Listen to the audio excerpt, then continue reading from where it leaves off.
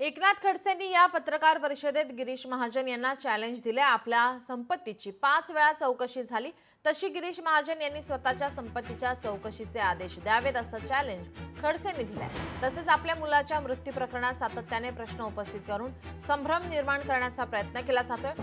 खरंच दम असेल तर मुलाच्या मृत्यू प्रकरणाची सीबीआय चौकशी करा असं देखील चॅलेंज एकनाथ खडसेंनी दिलंय। गिरीश महाजनांचं नाव वारंवार का महिलांच्या संदर्भामध्ये येतं हा माझ्यासमोर मूळ प्रश्न आहे। गिरीश महाजनांचं माझं काम कार्यकर्ते म्हणतात गिरीश महाजनांचं नाव घेतं, मी घेतच नाही बाबा।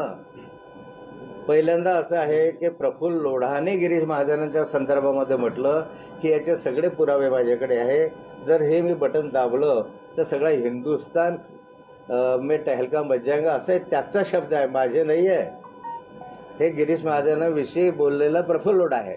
मग प्रफुल्ल लोढाने गिरीश महाजनांचंच का नाव घेतलं? वारंवार गिरीश महाजनांनी चॅलेंज केलं,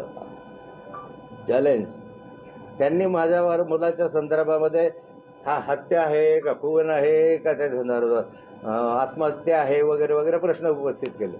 मी आजही चॅलेंज सांगतो, मी मला खालच्या स्तरावर बोलता येईल मंगेश महाजनांसारखं, काय म्हणतात त्या मंगेश कोण आहे तो त्याच्यासारखं, पण मी चॅलेंज अजूनही करतो गिरीश महाजनांना, तू वारंवार मुलाच्या संदर्भामध्ये बोलतो, खोटं बोलतो, तुला खोटं बोलण्याची सवय आहे आणि त्या माध्यमातून जर म्हणतोय तर मी तुला चॅलेंज करतो, असेल खरी ताकद तुझ्यामध्ये तर मुलाच्या खुनाच्या संदर्भातले सीबीआयची चौकशी करा।